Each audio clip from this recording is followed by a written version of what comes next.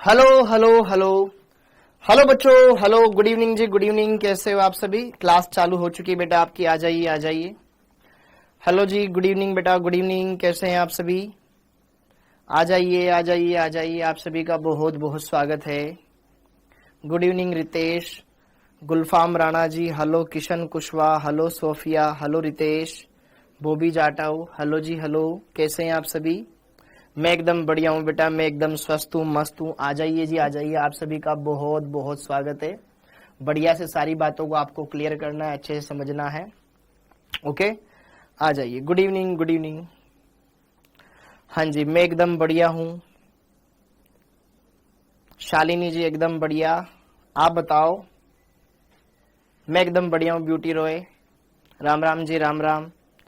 हाँ जी, ओके। यार वो मैम पता नहीं यार क्यों नहीं आ रही है। देखो यार, वो मैम आएगी तो वो अपलोड करेगी, ठीक है। हाँ जी, एक डाउट सेशन लीजिए, डाउट सेशन। चलो ठीक है, अभी आज थोड़ा सा पढ़ लेते हैं, फिर डाउट सेशन रख लेंगे, ठीक है। थोड़ा सा पढ़ लेते हैं, फिर डाउट सेशन रख लेते हैं, ताकि आपके डाउट्स वगैरह क्लियर कर दूं, ठीक है। ओके, पहले अपन पढ़ लेते हैं, फिर आज आधा पढ़ लेते हैं, थोड़ा डाउट सेशन कर लेते हैं, ठीक है, क्योंकि बहुत दिन हो गए। हाँ जी, मैं एकदम बढ़िया हूँ, एकदम बढ़िया हूँ। पहले पढ़ेंगे फिर करेंगे डाउट सेशन। हाँ, ओके। पहले अपन दो टॉपिक पढ़ेंगे। दो टॉपिक कौन कौन से? एक विद्युत चुंबकीय तरंगे पढ़ेंगे, फिर उसके बाद थोड़ा सा प्लांक का सिद्धांत पढ़ेंगे, फिर डाउट सेशन कर लेंगे, ओके। हाँ जी, गुड इवनिंग जी, गुड इवनिंग। आ गया है भाई, आप सभी का कमेंट आ गया है। गुड इवनिंग बेटा, hello, thank you Satyam, thank you thank you thank you alone, thank you ji, thank you. आ जाइए सिद्धार्थ। हाँ जी, विभोर भाई, विभोर मैं आपको उन मैडम के नंबर दे दूं? एक मिनट होल्ड करना।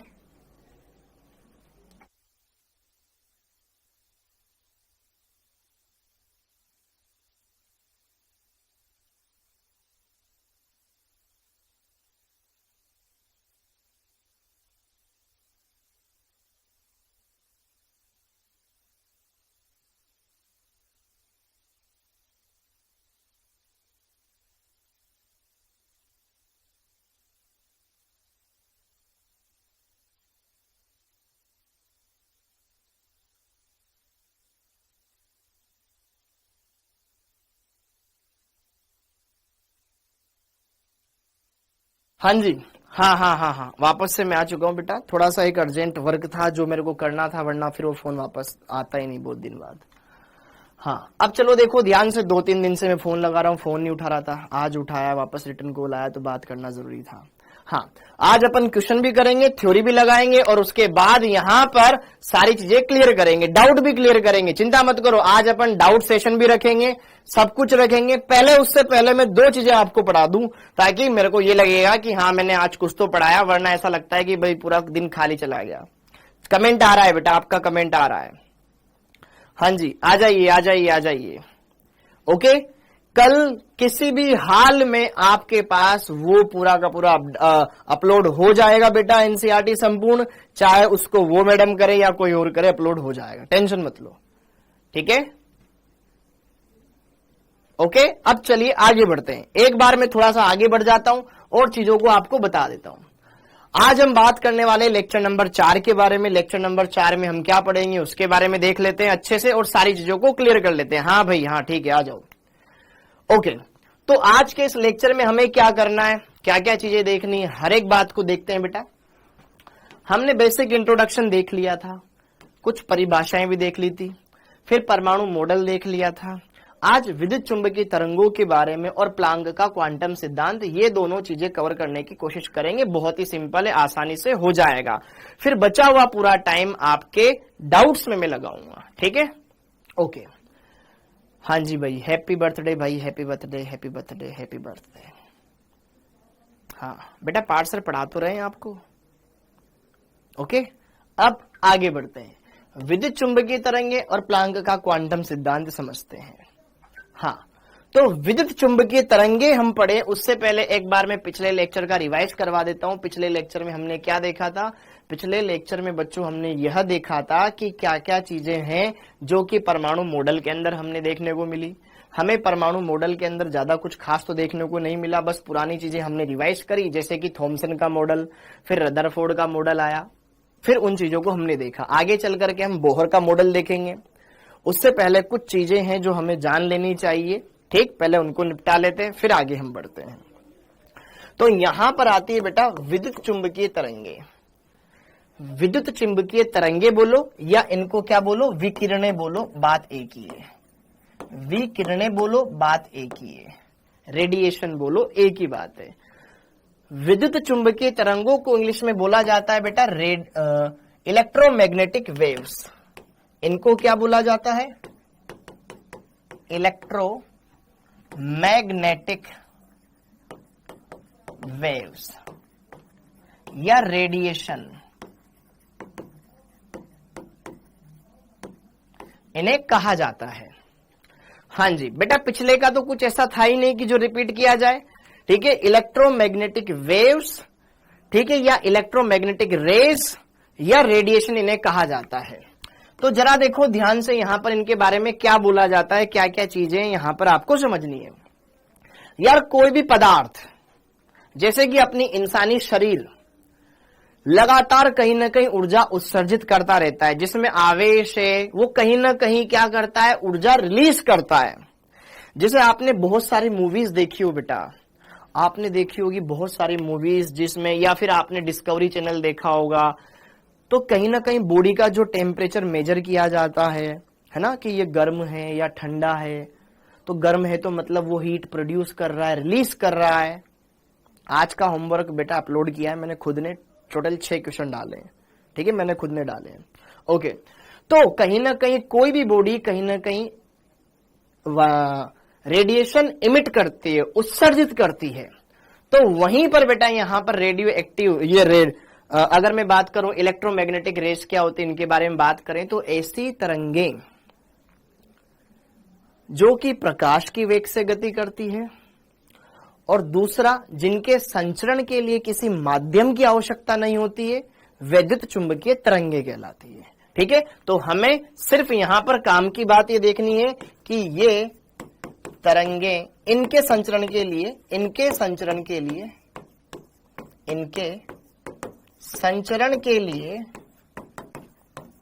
किसी माध्यम की आवश्यकता नहीं होती है, किसी भी माध्यम की आवश्यकता नहीं होती है। ठीक है, इनके संचरण के लिए किसी माध्यम की आवश्यकता नहीं होती है। पहला पॉइंट तो ये। दूसरा पॉइंट, ये प्रकाश के वेग से गति होती है। संचरण मतलब गमन करना। ठीक है, दूसरा पॉइंट, यह प्रकाश के वेग से। प्रकाश का वेग कितना होता है बेटा? 3 × 10⁸। 3 × 10⁸ मीटर प्रति सेकेंड प्रकाश के वेग से गति करती है। हाँ ठीक है, यह प्रकाश के वेग से गति करती है।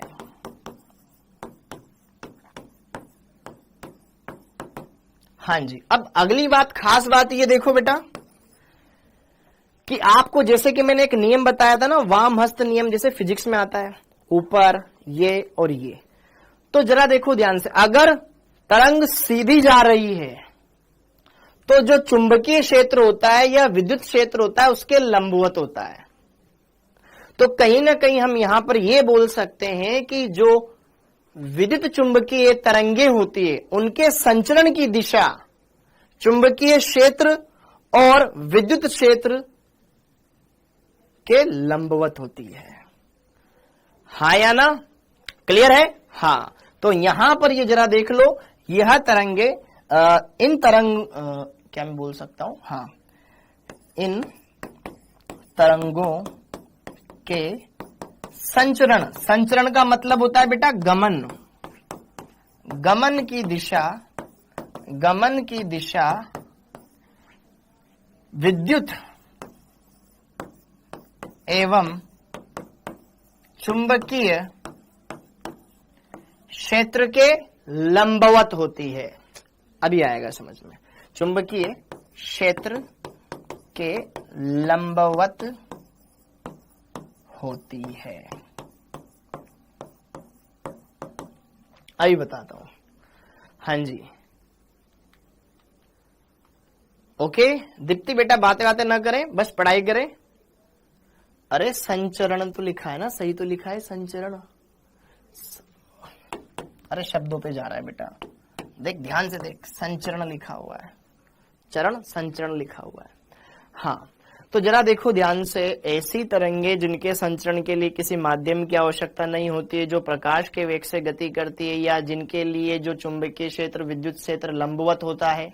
जैसे कल मैंने आपको बताया था कि जब किरणें निकली थी कैथोड से, है ना, जैसे किरणें कैथोड से निकली थी वो एनोड से होती हुई जब पर्दे पे टकराती है तो एकदम सीधी आती है, लेकिन जैसे चुंबकीय क्षेत्र लगाया, विद्युत क्षेत्र लगाया, उनमें कुछ न कुछ परिवर्तन आया था, फिर उन्हीं से फिर एक्स किरणों की खोज हुई थी। अभी बताऊंगा मैं डायग्राम से, ठीक है। जैसे कि देखो इसके अंदर उदाहरण, अब उदाहरणों के लिए जैसे कि रेडियो तरंगे, रेडियो तरंगे, सूक्ष्म तरंगे, माइक्रोवेव्स, सूक्ष्म तरंगे, इसके बाद आती है आपके आईआर, अवरक्त तरंगे, अवरक्त तरंगे, इसके बाद आती है आपके दृश्य तरंगे, दृश्य तरंगे, बस यही हमें दिखाई देती है दृश्य तरंगे, 3800 एंगस्ट्रॉम से 7600 एंगस्ट्रॉम दृश्य तरंगे।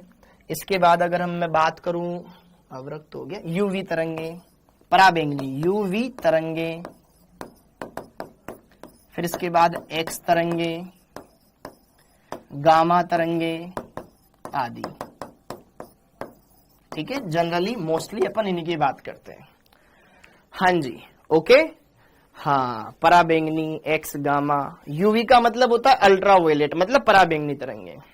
हाँ जी, तो जरा देखो ध्यान से, इतना आप नोट डाउन कर लो अच्छे से। अभी हम इनके बारे में देखेंगे, जानेंगे, सारी बातों को क्लियर करेंगे।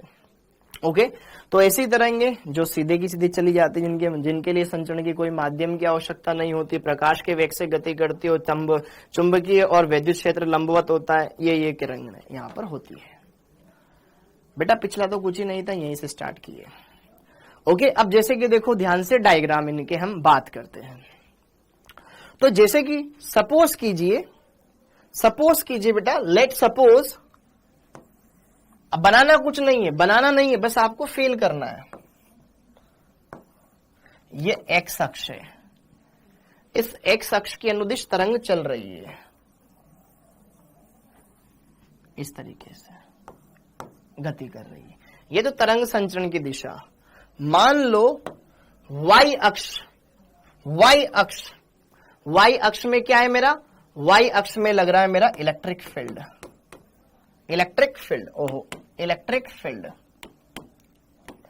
जो कि ऊपर नीचे है, और जेड अक्ष के लंबवत लग रहा है मेरा, जेड अक्ष के लंबवत लग रहा है मेरा मैग्नेटिक फील्ड। तो कहीं ना कहीं इस तल में तो है मेरे पास चुंबकीय क्षेत्र, और इस ऊर्ध्वाधर तल में है मेरे पास विद्युत क्षेत्र। न तो ये चुंबकीय क्षेत्र में गति कर रही है, न विद्युत क्षेत्र में गति कर रही है, ये उनके लंबवत जा रही है। समझ में आ रहा है? न तो ये ऊपर नीचे जा रही है, न ये दाएं बाएं जा रही है, ये सीधी जा रही है। तो दोनों के लंबवत गति होती है, यही गति करती है बेटा आपकी विद्युत चुंबकीय तरंगे। ओके, हाँ जी। ये कैसे उत्पन्न होती है बेटा, ये एक प्रकार की ऊर्जा ही है। कहीं ना कहीं कोई भी पदार्थ कंटिन्यूअसली रेडिएशन इमिट करता है। हर एक इंसान की बॉडी का कुछ ना कुछ टेम्परेचर है, हर एक पदार्थ की बॉडी में कोई ना कोई केमिकल तो है ही सही, जो कि कहीं ना कहीं हर एक पदार्थ परमाणु से मिलकर बना हुआ है। बोलते हैं ना कि प्रत्येक पदार्थ छोटे छोटे कणों से मिलकर बना हुआ है, जिनको हम परमाणु बोलते हैं, और परमाणु में इलेक्ट्रॉन है, और ये इलेक्ट्रॉन क्या करते हैं, जब इधर उधर जाते हैं तो ऊर्जा उत्सर्जित करते हैं, अवशोषित करते हैं। हाँ बिल्कुल, तो कहीं ना कहीं ये वाला सीन तो यहां पर दिखाई देगा ही देगा। अब यहां पर हमें कुछ चीजें समझनी है। इतनी जानकारी समझ में आ गई? क्यों कैसे आएगा, तो कौन सा क्यों? हाँ जी, ओके। अब या वो तो रदरफोर्ड से पूछना पड़ेगा ना बेटा, ठीक है। हाँ, अब क्योंकि अल्फा पार्टिकल भी तो बेटा धनावेशित होता है ना, और जब अपन नाभिक के ऊपर टकराएंगे तो धनावेश धनावेश में प्रतिकर्षण होएगा, तो वहां पे अल्फा किरणें लेने से मतलब था। लेकिन अगर मैं वहां पर कैथोड किरणें ले लेता तो वो भी ऋणावेशित, और फिर वहां पे नाभिक धनावेशित, तो उनसे कुछ अपन डिसाइड नहीं कर पाते। ठीक, अब आगे देखो, अभी देखो ध्यान से, इतनी जानकारी हमें समझ में आ गई, इतनी जानकारी समझ में आ गई। अब यहां पर आती है कुछ इनसे रिलेटेड इंपॉर्टेंट महत्वपूर्ण परिभाषाएं, महत्वपूर्ण परिभाषाएं, महत्वपूर्ण परिभाषाएं, ये आपको समझना है। कुछ छोटी छोटी डेफिनेशन देख लो यार फटाफट से, कुछ छोटी छोटी डेफिनेशन देख लो यार। जैसे कि देखो ध्यान से,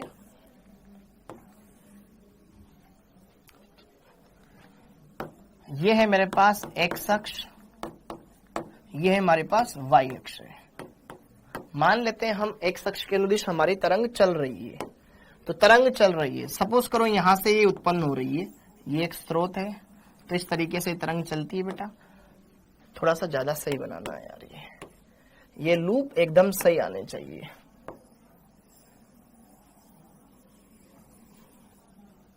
इस तरीके से इसको आगे बढ़ा देना। तो जरा देखो ध्यान से, दो उच्चतम बिंदु, इनको तो बोला जाता है श्रृंग, ये श्रृंग, या ये निम्नतम बिंदु, इनको बोला जाता है गर्त, गर्त। ओके, तरंग, ओके, हाँ जी। अब जरा देखो ध्यान से, वेव्स बेटा आपको दिखाई नहीं देती, अपने को जनरली दिखाई नहीं देगी। जब भी अपन कोई माध्यम वगैरह नहीं लेंगे, या फिर आप प्रिज्म वगैरह देखोगे, अंधेरे में देखोगे, तो वहां पर आपको दिख सकती है, अदरवाइज इसे दिखाई नहीं देती। हाँ, तो जरा देखो ध्यान से, पहली बात तो दो क्रमागत श्रृंगों या दो क्रमागत गर्तों के बीच की ये दूरी, ये डिस्टेंस ना, इसको बोलते हैं बेटा लैम्बडा। क्या बोलते हैं इसको? लैम्बडा बोलते हैं। इसको क्या बोलते हैं? लैम्बडा। ओके, और कोई तरंग एक अक्ष से कितनी ऊपर उठ रही है या कितनी नीचे जा रही है, इसको बोलते हैं इसका आयाम, एम्पलीट्यूड। ये है आयाम, एम्पलीट्यूड, कितना ऊपर जा रही है कितना नीचे जा रही है, ये है एम्पलीट्यूड, आयाम। अपन पढ़ेंगे, आप ये फिजिक्स में ज्यादा पढ़ोगे। हाँ जी, क्या अपना मानव शरीर भी एटम से मिलकर बना है? बिल्कुल बना है। आपका मानव शरीर भी एटम से मिलकर बना हुआ है बेटा, पदार्थ हो ना, बना हुआ है। तो कुछ महत्वपूर्ण परिभाषाएं इस डायग्राम से देख करके हमें समझनी है। सबसे पहली तो यहां पर आती है तरंग दैर्घ्य, तरंग दैर्घ्य, वेवलेंथ, वेवलेंथ, लैम्बडा। क्या बोलते हैं इसको? लैम्बडा। लैम्बडा क्या होता है? दो क्रमागत श्रृंगों या दो क्रमागत गर्तों के बीच की दूरी, दो क्रमागत श्रृंगों या दो क्रमागत गर्तों के मध्य की दूरी क्या कहलाती है? तरंग दैर्घ्य कहलाती है। तरंग दैर्घ्य लैम्बडा कहलाती है, लैम्बडा कहलाती है।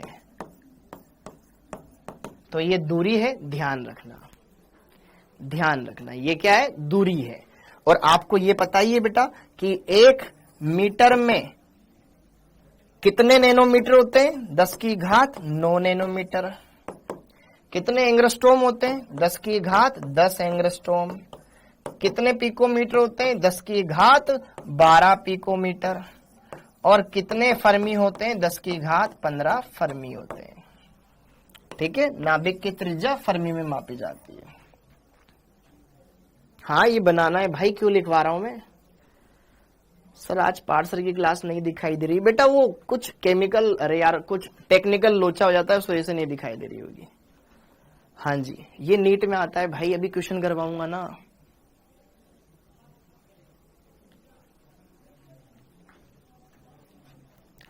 दो क्रमागत श्रृंगों या दो क्रमागत गर्तों के बीच की दूरी। ठीक है, अरे क्लियर हो गया? थोड़ा सा पढ़ने पे ध्यान दे लोगे तो सारी चीजें समझ में आ जाएगी बेटा।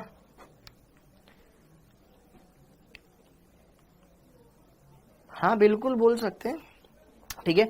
अगर कोई रेज यहां से स्टार्ट हुई तो यहां से जाकर के यहां तक, ये भी एक लेमड़ा ही होता है बेटा, ठीक है। ये आप थोड़ा फिजिक्स में पढ़ोगे, जब तुम ऑर्गन पाइप पढ़ोगे, जब तुम तरंगों के बारे में पढ़ोगे ना, वहां पे तुम्हारे ज्यादा आएगा, यहाँ इतना नहीं है, फिजिक्स में ज्यादा आएगा। हो गया, हो गया, डन। आगे बढ़ जाऊं तो ये है तरंगदैर्घ्य लेमड़ा, इसके बारे में तुम्हें ये नॉलेज काफी है।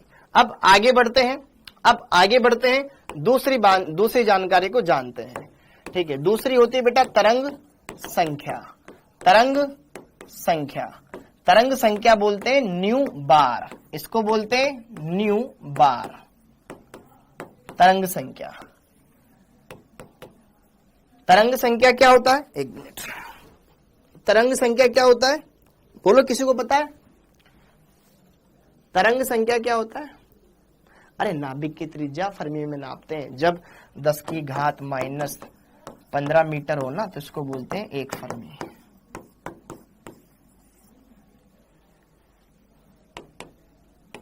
हाँ जी, यहां पे मुझे बताओगे न्यू बार क्या होता है?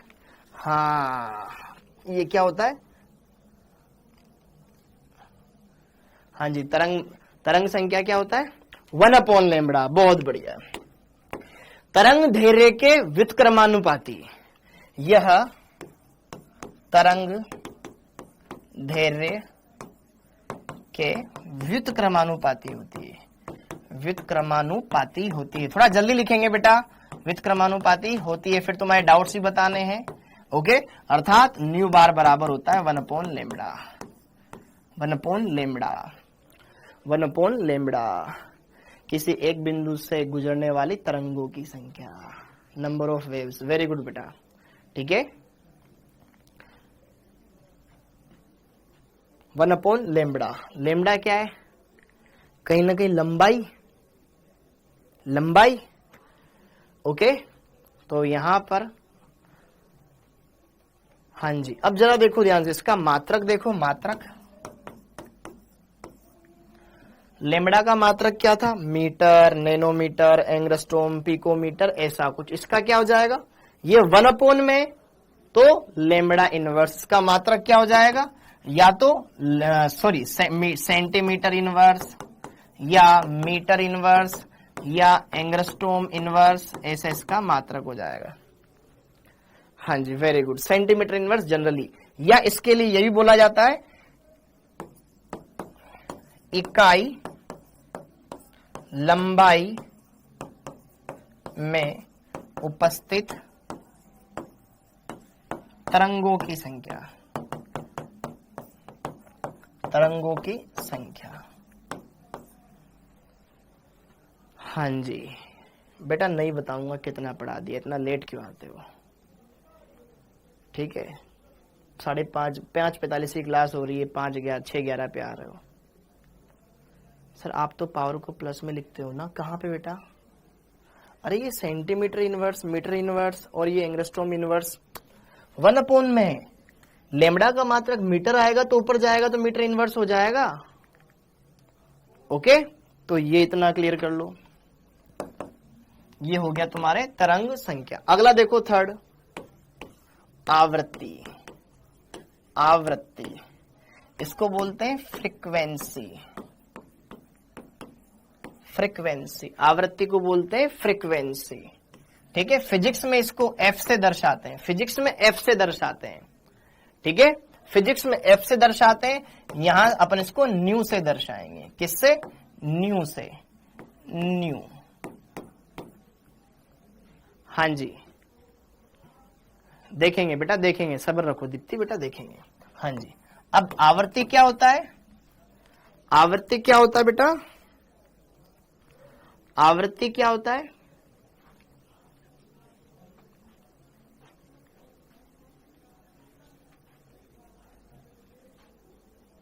प्रति सेकंड एक बिंदु से गुजरने वाली तरंगों की संख्या।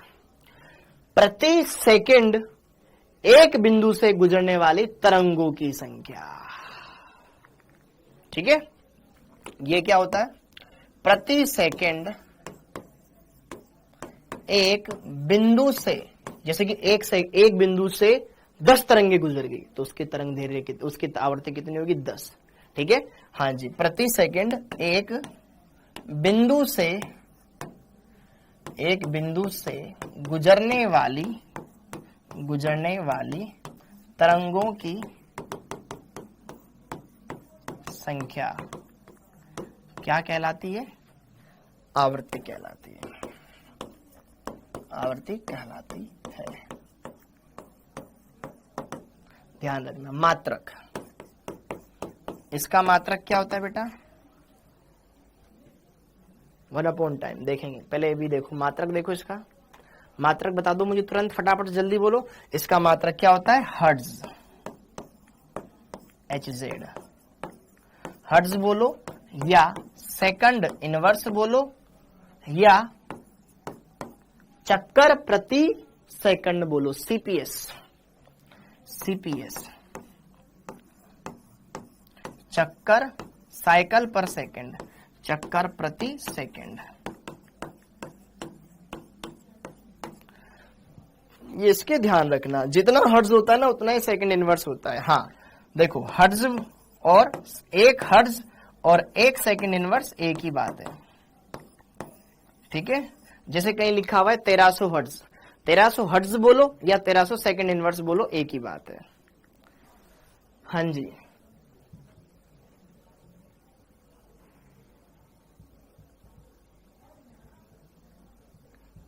ओके, एक हर्ट्ज या एक सेकंड इनवर्स एक ही बात है। तो ये इसके मात्रक हो गए। अब अगला आता है अपने आवर्त काल, अगला आता है अपने टाइम पीरियड। फोर्थ, बातें कम काम ज्यादा है। आवर्त काल बोलते तो आवर्त काल, टाइम पीरियड।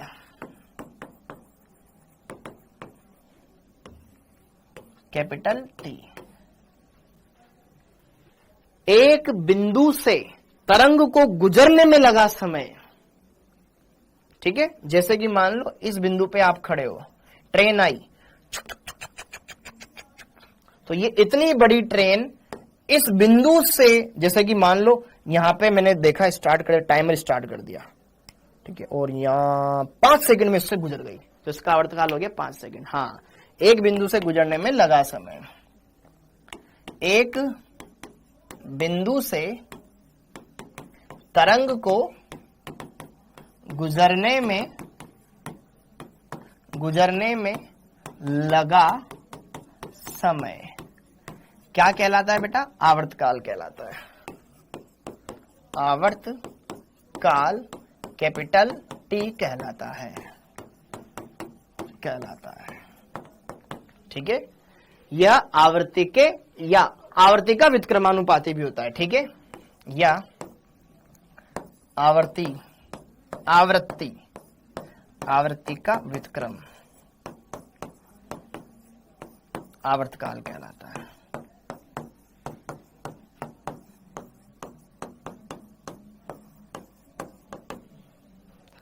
ठीक है, हाँ, 50 हर्ट्ज का मतलब 50 सेकंड नहीं नालायक, 50 हर्ट्ज का मतलब है 50 सेकंड इनवर्स।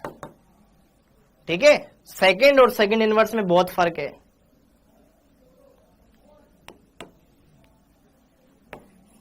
ओके, हाँ जी, ये बात क्लियर हो गई।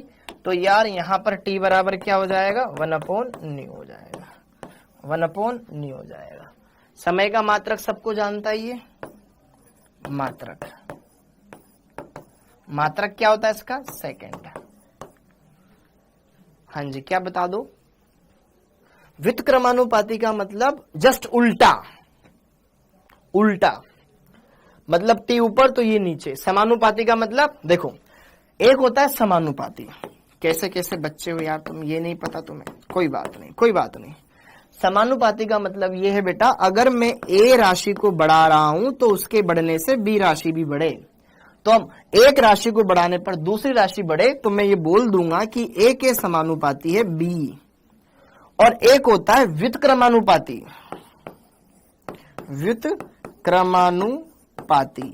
व्युत्क्रमानुपाती का मतलब है एक राशि को बढ़ाने पर दूसरी राशि घटे। समझ में आ गया? अरे आवर्ती का कोई फॉर्मूला नहीं है बेटा, ठीक है। यहां से आवर्ती क्या कर सकता है तू, 1/t कर सकता है। कैसे कैसे बालक है, कैसे कैसे बालक है। इसलिए मैं तुम्हारे कमेंट नहीं देखता, बहुत बुरा लगता है दिल को बेटा। मैं इसलिए कमेंट नहीं देखता, दिल को बहुत बुरा लगता है। हाँ हो गया, डन डन डन डन। अब आगे देखो, अब आगे देखो, अब आगे देखो। प्रकाश का वेग c, प्रकाश का वेग c, प्रकाश का वेग c हैं जी, ठीक है। तरंग की तरंग दैर्घ्य लैम्ब्डा एवं आवृत्ति न्यू में संबंध क्या होता है भैया? ये संबंध क्या संबंध होता है? क्या होता है संबंध? c बराबर न्यू लैम्ब्डा, c बराबर न्यू लैम्ब्डा।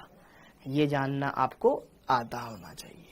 c बराबर न्यू लैम्ब्डा, c बराबर न्यू लैम्ब्डा, c बराबर न्यू लैम्ब्डा। इसमें थोड़े बहुत आप चेंज कर सकते हो अपने हिसाब से, ठीक है। ओके, तो जहां c क्या है? प्रकाश का वेग है। ये जहां c प्रकाश का वेग, प्रकाश का वेग बोले तो 3 गुणा 10 की घात 8 मीटर प्रति सेकंड है, ठीक है जी। ओके यार, एक तो ना बेटा पढ़ना, बस सिर्फ पढ़ना है ना। c बराबर जहां पे क्या है? प्रकाश का वेग है। न्यू आवर्ती है, न्यू आवर्ती है, ये तो मैंने ऑलरेडी लिख ही दिया। और लैम्ब्डा क्या है? जहां पर क्या था ये? तरंग दैर्घ्य। किसकी? तरंग की तरंग दैर्घ्य। सर आपने तरंग का वेग क्यों नहीं लिखा? अरे क्योंकि तरंग भी तो प्रकाश के वेग से गति करती लल्ला, तो यहां पर तरंग दैर्घ्य आ जाएगा। ये हर्ट्ज में या सेकंड इनवर्स में यहां पे मान रखना होता है, ठीक है। और यहां पर ये मीटर में मान रखना होता है। किसमें? मीटर में, क्योंकि c क्या है? प्रकाश का वेग। किसमें? मीटर और सेकंड में, पदों में। तो यहां पर न्यू किस में रखेंगे अपन? सेकंड में रखेंगे या हर्ट्ज में रखेंगे। और जबकि ये किस में है?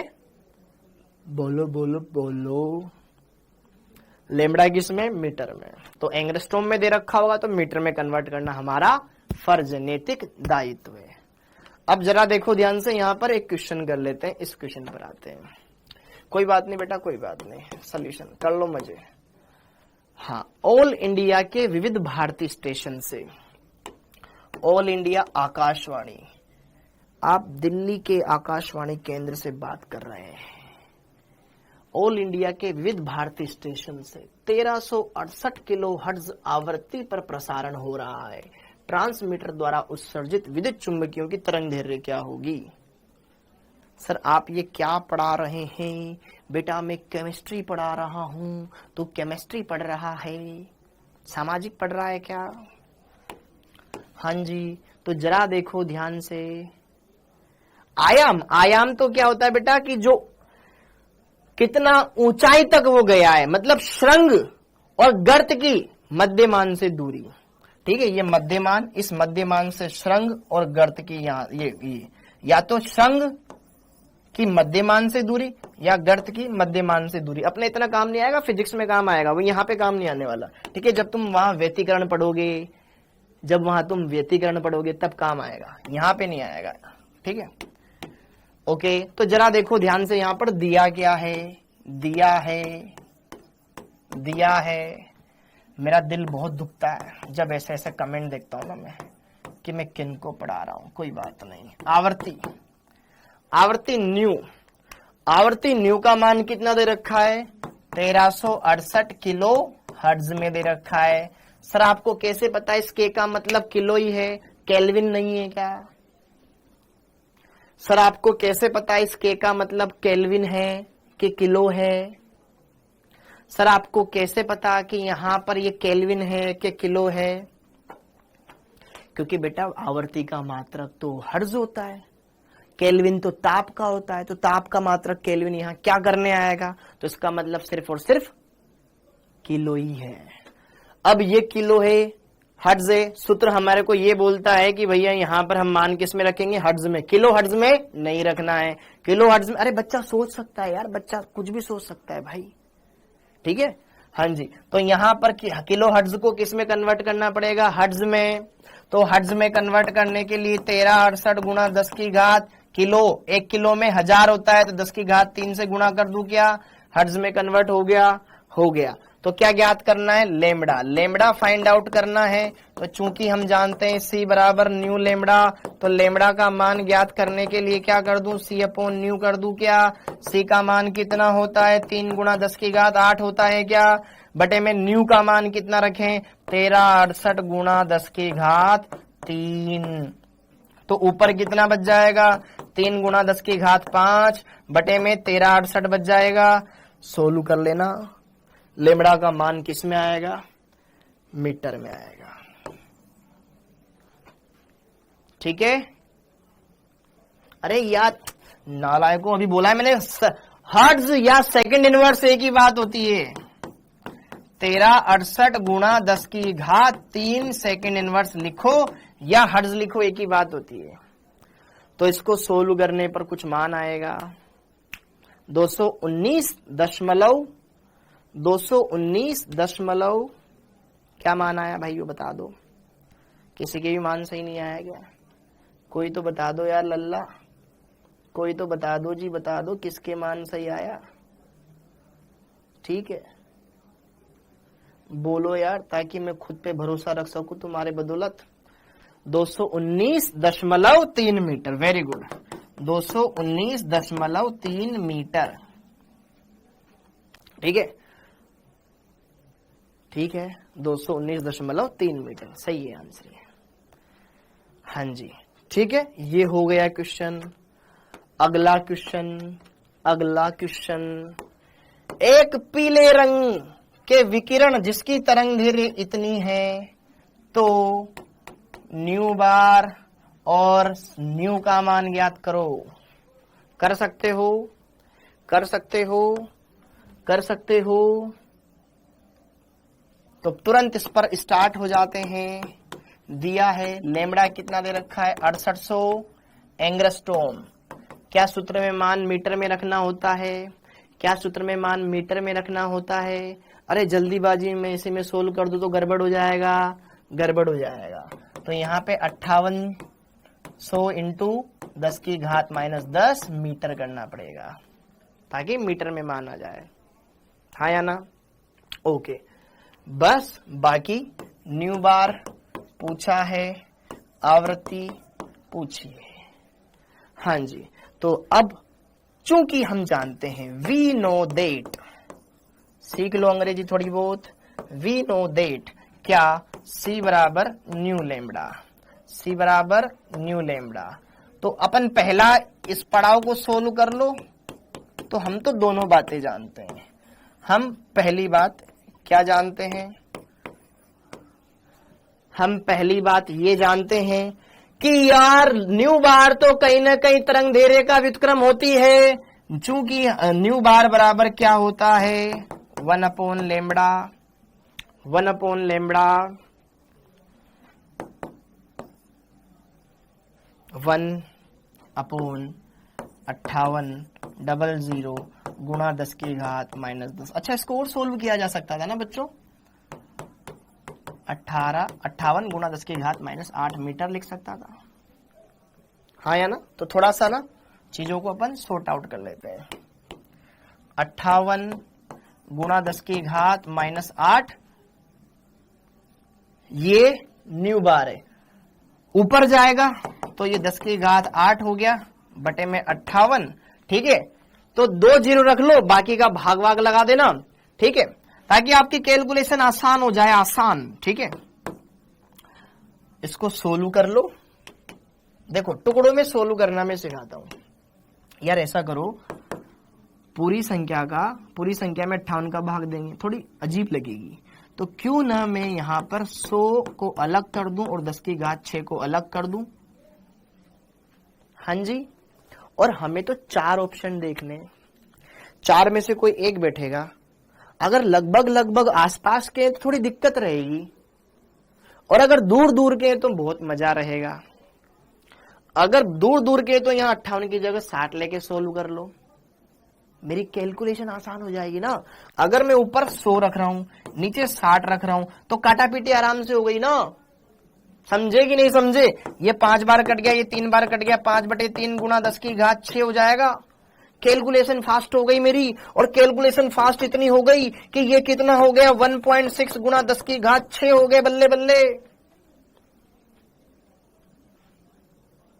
1.6, और ऐसे आंसर आ रहा 1.7, तो मजा आ गया ना, हो गया काम खत्म। थोड़ा सा फास्ट हो जाएगा ना। अब जरा देखो ध्यान से, यहां पर कुछ चीजें जो तुम परेशान हो रहे हो, पहले उनको देख लेते हैं।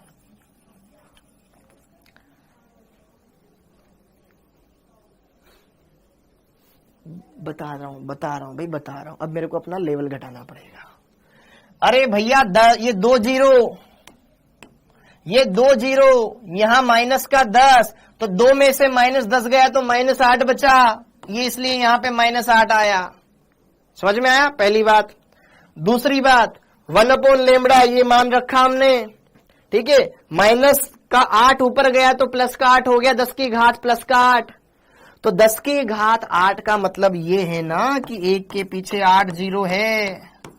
1 2 3 4 5 6 7 8 है कि नहीं है? तो इसमें से मैंने 100 अलग कर लिया, और बाकी ये 1 गुणा ये 10 की घात 1 2 3 4 5 6 अलग कर लिया ना। यार तुम्हारा कैसे सिलेक्शन होएगा बेटा, ऐसे पढ़ोगे तो?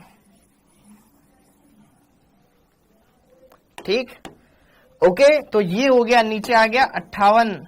तो मैंने कैलकुलेशन को थोड़ा सा स्मूथ इसलिए कर दिया कि यार मेरे को ना 60 से 100, देखो अपने को तो 4 ऑप्शन दे रखे होंगे, 4 में से कोई एक करना है ना। तो मैं इसको, अगर मैं 60 की जगह 58 की जगह 60 ले लूं तो कितना आसान है मेरे लिए। ठीक है, ये 5 बार कट जाएगा, ये 3 बार कट गया, तो 5/3 गुणा 10 की घात 6 आ गया। अच्छा, मान किस में आएगा ये भी देखेंगे। तो ये 1.67 गुणा 10 की घात 6 ये आ गया। अब मात्रक बताओ, इसका मात्रक क्या लगेगा? क्या याद कर रहे हो? New bar. ये लेमड़ा था, लेमड़ा बटे में था, मीटर नीचे है, ऊपर जाएगा मीटर इनवर्स हो जाएगा ना, मीटर इनवर्स। हाँ या ना? हाँ या ना? हाँ या ना? ठीक है, ये हो जाएगा, मीटर इनवर्स आ जाएगा। और अगर आप 58 लेके करते हो कोई दिक्कत नहीं बेटा, वो 4 ऑप्शन कौन से दे रखे हैं वो डिसाइड करेंगे कि हमें लगभग में मान लेना चाहिए कि नहीं लेना चाहिए। अगर मान लो इस क्वेश्चन में एग्जैक्ट वैल्यू बनती है, जैसे कि 1.72 इंटू 10 की घात ये प्लस का 6 दे रखा है मीटर इनवर्स में, एक ऑप्शन में ये दे रखा है, ये एग्जैक्ट वैल्यू है। ठीक है, दूसरी वैल्यू दे रखी है इन्होंने 1.70 इंटू 10 की घात प्लस का 6 मीटर इनवर्स। अब ये आसपास वाली वैल्यू दे रखी है, तो मैं इस पे टिक करूं कि इस पे टिक करूं, बहुत दुविधा है ना। तो फिर तो आपको 58 लेके सोल्व करना पड़ेगा। लेकिन सेंटीमीटर, अच्छा सेमी में मान ज्ञात करना तो सेमी में ज्ञात कर लो ना, क्या दिक्कत है। और अगर लगभग के आसपास नहीं दे रखा है तो फिर अपन वैसे ही निकल जाएंगे। जैसे कि अगर यहाँ पे 1.72 दे रखा है या 1.70 दे रखा है और एक का मान दे रखा है 1.9, तो 1.7 ज्यादा नजदीक है इसकी। ठीक है, तो इसे हम सोल्व कर लेंगे। ठीक है, ओके। लेकिन आप चाहो तो 58 से भी भाग दे सकते हो। ठीक, मीटर की जगह हमें सेंटीमीटर में पूछा गया था, तो यहां स्पेस खत्म हो गया है बेटा। आप 58 से भी भाग, आप तो 58 से ही भाग दो, लेकिन अगर ऑप्शन में बहुत ज्यादा डिफरेंस हो, चारों में बहुत दूर दूर के मान हो, तो आप इससे सोल्व कर सकते हो। ठीक है सर, ये तो खुद जीरो पर अटके। हाँ, तो जरा देखो ध्यान से, यहां पर अगर इसको मैं किस में कन्वर्ट कर दूं, देखो जो कैलकुलेशन मैंने इतनी फास्ट कर दी, तुम्हारे लिए कितना स्लो करना पड़ रहा है। 10 की घात ये 6 है,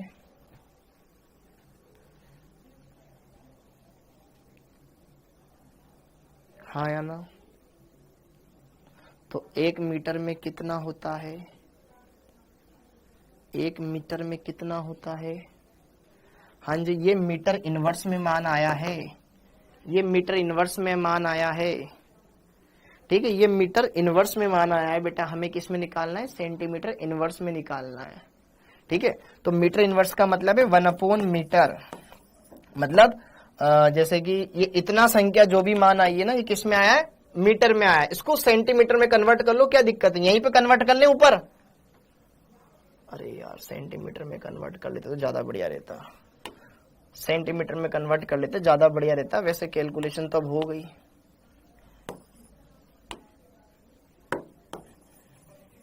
हाँ जी, ये जो संख्या है इसको उसमें सेंटीमीटर में कन्वर्ट कर लेना।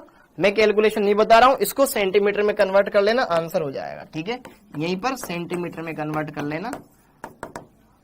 ठीक है, मीटर में दे रखा है, सेंटीमीटर में कन्वर्ट करना आता है। 1 मीटर में होते 100 सेंटीमीटर हो जाएगा। अगला, अब न्यू का मान।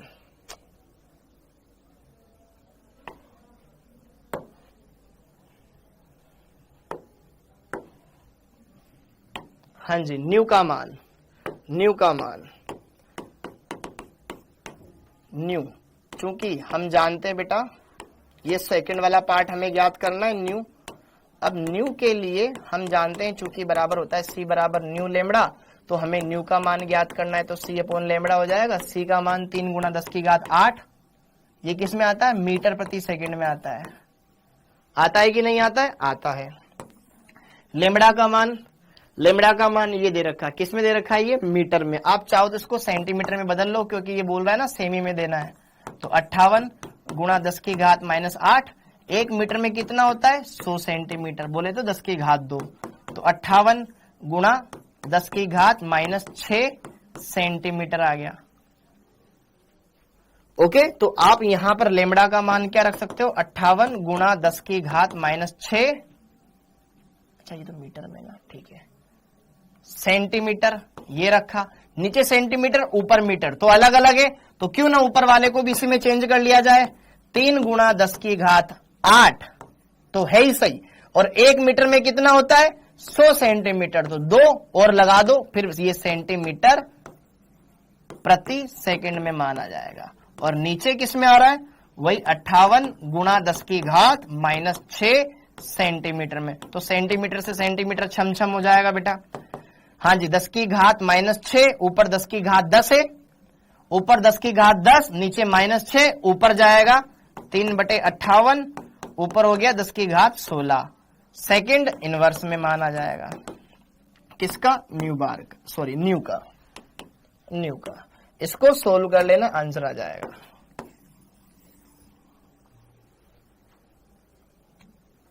इसको सोल्व कर लेना, आंसर आ जाएगा। समझ में आया मैंने कैलकुलेशन किया जो? अरे समझ में आया मैंने कैलकुलेशन किया जो?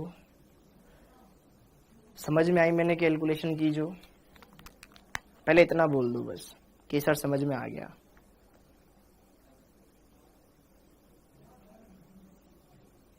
सर न्यू बार का मान रख सकते हो? हाँ रख सकते हो ना।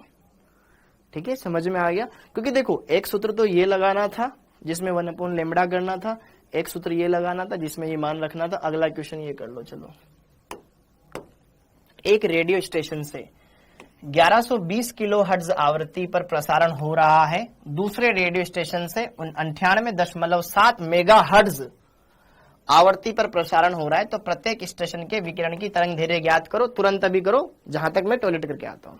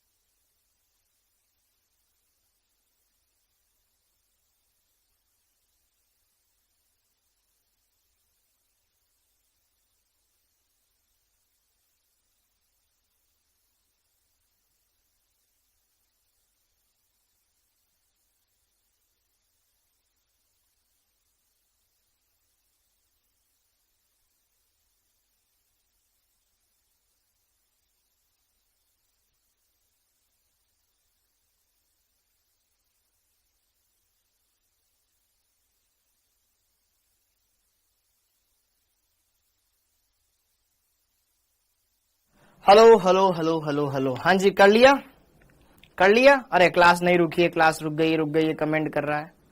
हाँ अब जरा देखो ध्यान से, इस क्वेश्चन को सोल्व करते हैं। एक रेडियो स्टेशन से इतनी आवृत्ति का प्रसार हो रहा है, दूसरे रेडियो स्टेशन से इतनी आवृत्ति का प्रसार हो रहा है, तो प्रत्येक स्टेशन की तरंगदैर्घ्य क्या होती है? ठीक है, ओके। तो चलिए यहां पर सोल्व कर लेते हैं। चूंकि हम जानते हैं C बराबर होता है न्यू लेमडा, आवृत्ति दे रखी है दोनों जगह, तो मुझे क्या ज्ञात करनी है? लेमडा ज्ञात करनी। तो लेमडा बराबर क्या हो गया? C upon new. इस सूत्र में मान रखेंगे, आंसर आ जाएगा। C का मान प्रकाश का वेग किस में आता है? मीटर प्रति सेकंड में आता है। C का मान कितना होता है बेटा? 3 गुणा 10 की घात 8 मीटर प्रति सेकंड होता है कि नहीं होता है? होता है। न्यू का मान हमें हर्ट्ज में या सेकंड इनवर्स में रखना पड़ेगा, ठीक है, और इसको सोल्व करना है। बहुत ही सिंपल है। तो जरा देखो ध्यान से, फर्स्ट रेडियो स्टेशन के लिए, रेडियो स्टेशन के लिए लेमड़ा ज्ञात कर ली जाए। तो लेमड़ा C का मान वही 3 गुणा 10 की घात 8 मीटर प्रति सेकंड दे रखा है बेटा, ओके, हाँ जी। और न्यू का मान 11-20 किलो हर्ट्ज। 11-20 को मेरे को किस में कन्वर्ट करना पड़ेगा? 11-20 किलो को हटाने के लिए 10 की घात 3 से गुणा किया, इतने हर्ट्ज। हर्ट्ज बोलो या सेकंड इनवर्स बोलो, बात एक ही है। हर्ट्ज बोलो या सेकंड इनवर्स बोलो, एक ही बात है। बोलो पक्की बात, थोड़ा सा फास्ट करेंगे अपन, ठीक है। तो हर्ट्ज बोलो या सेकंड इनवर्स बोलो, बात एक ही है। यहां पे भी सेकंड इनवर्स, ये सेकंड इनवर्स छम छम, हाँ या ना?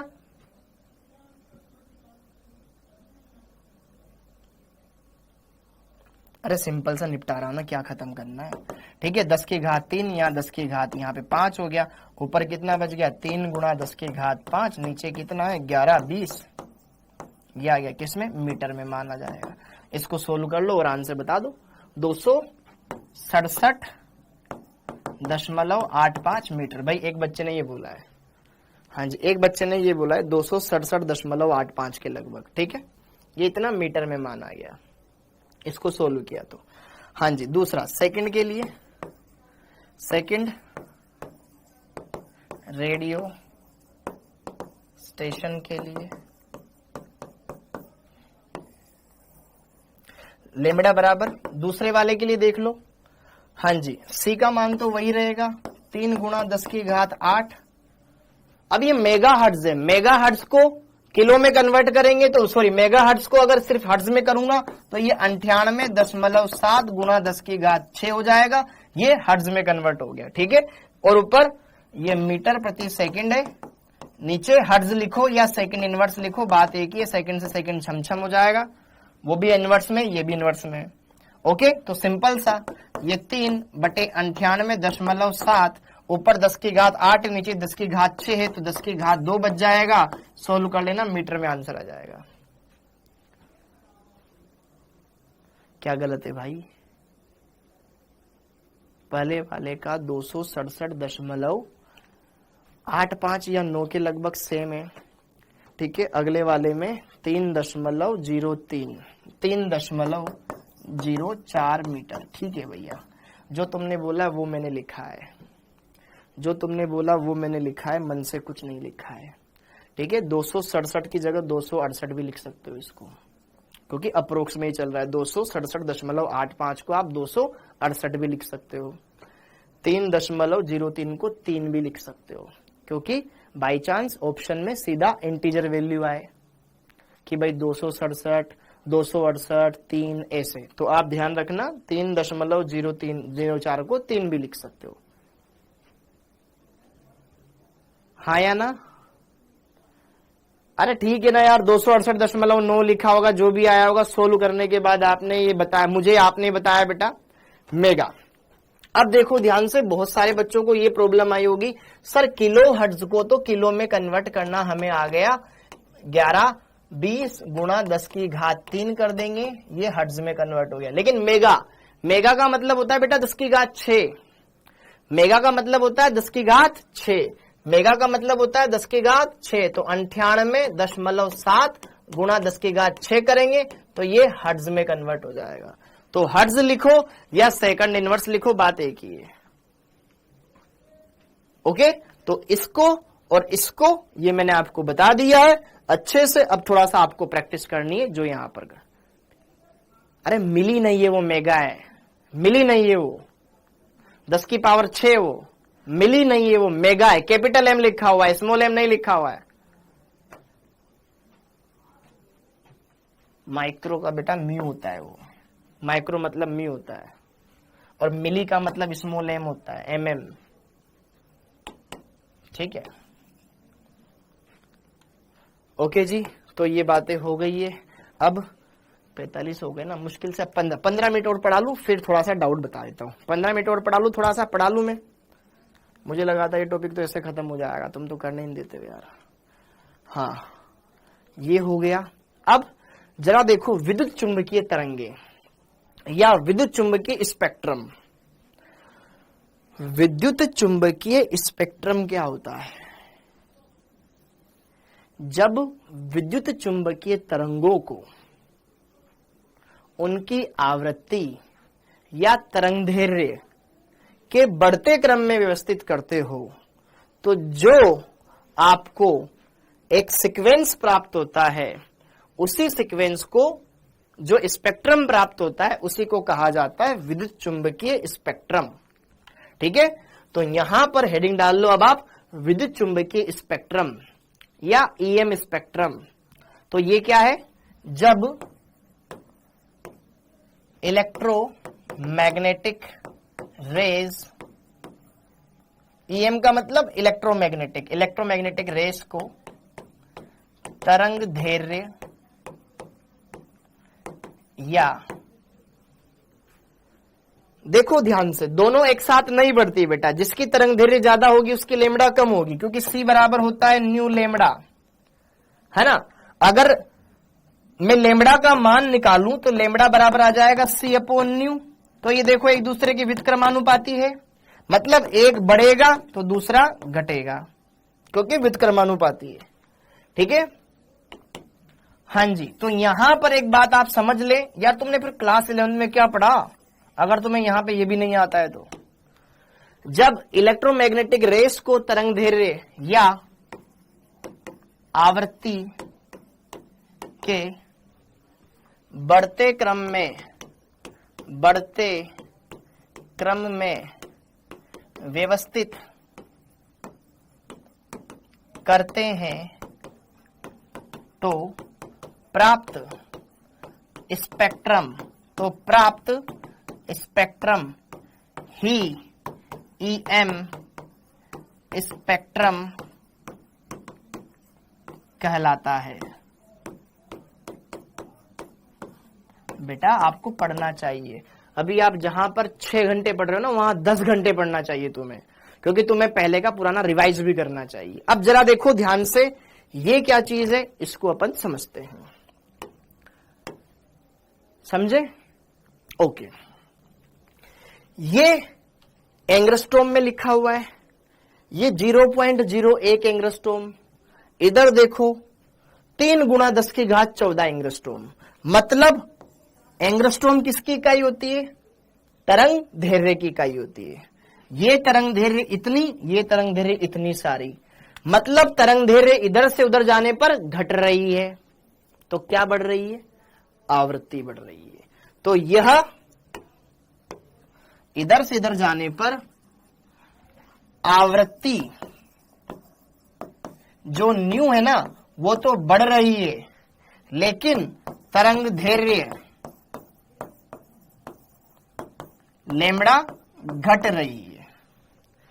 तो जरा देखो ध्यान से, अलग अलग विकिरणों का ये ग्राफ दिया है, मैं आपको इसको एक्सप्लेन करता हूं।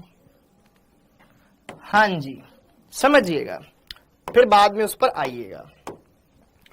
देखो इधर इधर लिखा हुआ है रेडियो वेव, रेडियो वेव। अब देखो ध्यान से,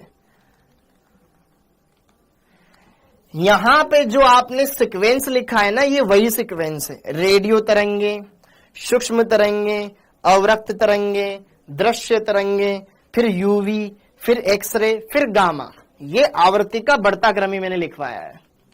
देखो ध्यान से, रेडियो तरंगे, फिर माइक्रो तरंगे, फिर आईआर, फिर विजिबल, फिर यूवी, एक्सरे, गामा रे, सब। अब देखो ध्यान से, मैं आपको यहां पर अच्छे से बता देता हूं। RW का मतलब है बेटा रेडियो तरंगे, रेडियो वेव। फिर इसके आगे आती है बेटा माइक्रोवेव, माइक्रोवेव। फिर इसके आगे आती है बेटा आपके इंफ्रारेड, इंफ्रारेड वेव। फिर इसके आगे आती है आपकी विजिबल, विजिबल रेज या visible wave, visible waves, waves, wave. फिर इसके बाद विजिबल के बाद आता है बेटा आपके पास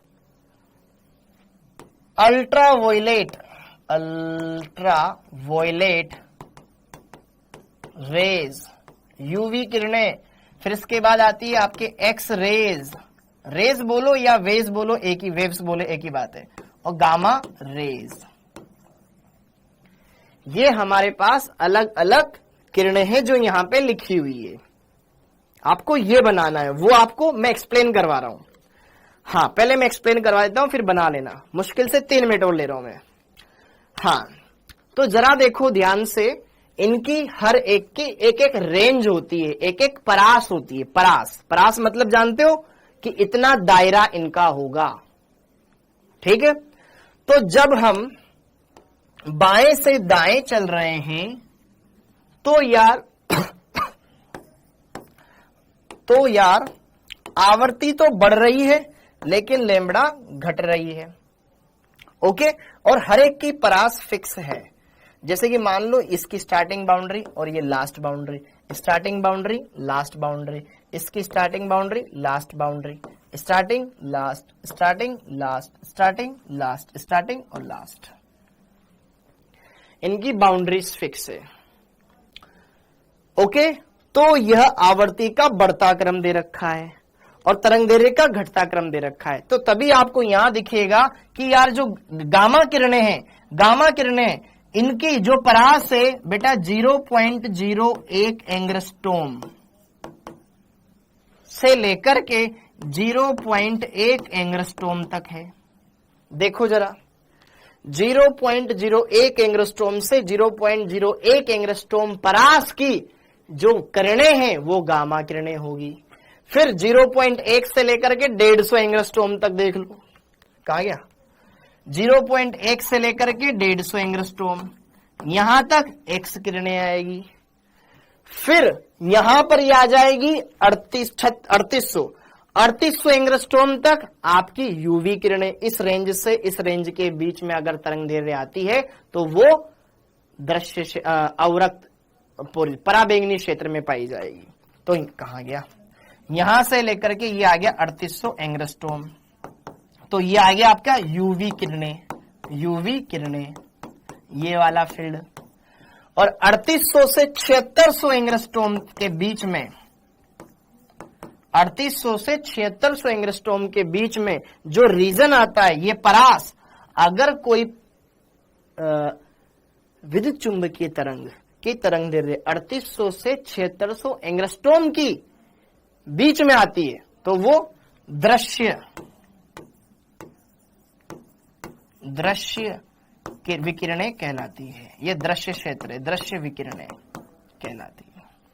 ओके, और अगर 7600 से, ये घात में आता है ना यार, हाँ, ये 6 गुणा 10 की घात 6 एंगस्ट्रॉम, 6 गुणा 10 की घात 6 एंगस्ट्रॉम तक आती है। 7600 से ये इधर आगे की तरफ, ये है आपके अवरक्त किरणें, अवरक्त विकिरणें, आईआर, ये इस परास में आती है। फिर ये 3 इंटू 10 की घात 9, 3 इंटू 10 की घात 9 एंगस्ट्रॉम, ये आती है आपके माइक्रोवेव, सूक्ष्म तरंगे, सूक्ष्म तरंगे और इनसे आगे जो सबसे आगे वाली तरंग दैर्घ्य वाली होती है, 1.5 कितना था ये, 3 × 10 की घात 14, 3 × 10 की घात 14 एंगस्ट्रॉम।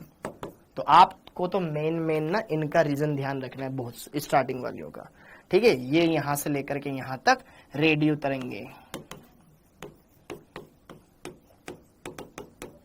तो बेटा इधर से उधर आवृत्ति बढ़ रही है, तरंग दैर्घ्य घट रही है। तो सबसे ज्यादा, फिर कम, फिर कम, फिर कम, फिर कम, फिर कम, फिर कम, सबसे कम। तो अगर इधर से मैं देखूं तो यार गामा विकिरणों की तरंग दैर्घ्य सबसे कम होती है, सबसे कम परास, मतलब सबसे पहले ये आती है, फिर उसके बाद एक्स रेज आती है, फिर उसके बाद यूवी रेज आती है, फिर उसके बीच में दृश्य क्षेत्र आता है, फिर इधर से पराबैंगनी क्षेत्र आता है, अवरक्त क्षेत्र आता है, ये पराबैंगनी, ये अवरक्त आता है, बीच में दृश्य आता है, अवरक्त के बाद सूक्ष्म, फिर इधर से रेडियो वेव्स ये आती है। तो ये ध्यान रखना है। अपने काम का जो रीजन है ना, अपने काम का रीजन जो हमें दिखाई देता है वो ये है, ये वाला रीजन, और ये दृश्य, ये अवरक्त क्षेत्र और यूवी किरणों वाला ये क्षेत्र भी हमारे काम आएगा, ठीक है। इसमें लाइमन, बामर, पास्चन, हुंड, हम्फ्री, ये आपने पढ़ा होगा, सुना होगा, तो उनके बारे में पढ़ेंगे। तो एक बार आप इसको छाप लें। यहां पे क्या लिखा हुआ है, लो न्यू, मतलब आवृत्ति कम है, लॉन्गर लैम्बडा, तरंग दैर्घ्य ज्यादा है। उधर के लिए हाई न्यू, इनकी आवृत्ति ज्यादा है, एनर्जी भी ज्यादा है और लैम्बडा कम है।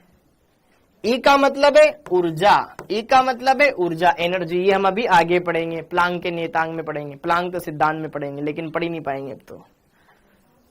हाँ जी बेटा, थोड़ा सा ना आपको चीजें समझनी पड़ेगी। हम अच्छे से सारी चीज देखो, इसीलिए मैं बोलता था कि रिकॉर्डेड लेक्चर ज्यादा बेस्ट होता है। क्यों? क्योंकि रिकॉर्डेड में ना आप ऐसे बीच बीच में कमेंट नहीं कर सकते, छोटे छोटे, उससे कहीं ना कहीं क्लास का वो माहौल होता है ना, वो फ्लो बिगड़ जाता है अदरवाइज। हाँ, ये चीजें क्लियर हो गई है बच्चों। अच्छे से इसको बना लो या इसको बना लो, तुम्हारी इच्छा, जिसको बनाओ। हाँ, बट बनाना जरूरी है, हाँ जी, ये हो गया। अब इसके बाद ये क्वेश्चन अपन ने लगा लिए थे, ओके। फिर ये प्लांक का क्वांटम सिद्धांत, अब मैं पहले डाउट ले लेता हूं, फिर वरना बोलोगे सर आप डाउट नहीं बताते हो। हाँ जी, ओके। तो अब सब डाउट बता दो। वैल्यू याद करनी है क्या? सर ये नीट में आता है भाई, आता है यार, तुम्हें सब नीट लेवल का ही पढ़ा रहा हूं। मैं क्या पागल हूं जो तुम्हें बोर्ड लेवल का पढ़ाऊंगा, या मैं पागल हूं जो तुम्हें एक्स्ट्रा एमएससी लेवल का पढ़ाऊंगा? वही पढ़ाऊंगा जो तुम्हें यहां पे समझना है। हाँ जी, अब जरा देखो ध्यान से देखो, ध्यान से।